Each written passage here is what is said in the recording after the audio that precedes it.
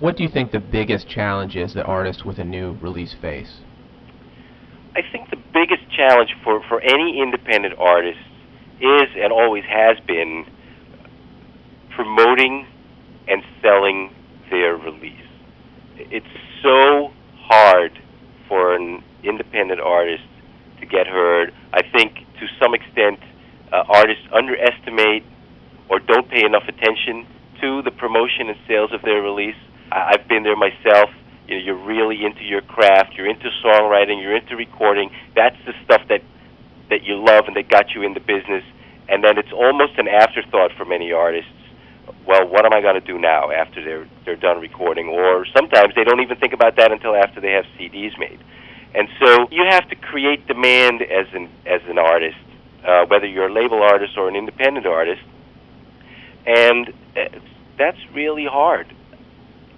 And then to get distribution, traditional distribution is a horrible business, particularly when you're an independent artist who has zero clout. It's almost impossible to get in. You have to have some kind of track record. If, as an independent artist, you want to get your product distributed by traditional bricks-and-mortar distribution, you have to have a track record.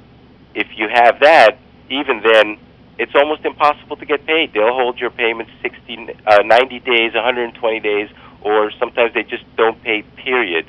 They're very unresponsive, and you can't really hold them hostage as an indie artist. You know, if you're a major label and you're not getting paid by your distributor, you tell the distributor, you know what, you're not getting the next Prince album, Metallica album, Mariah Carey album until you pay your bills.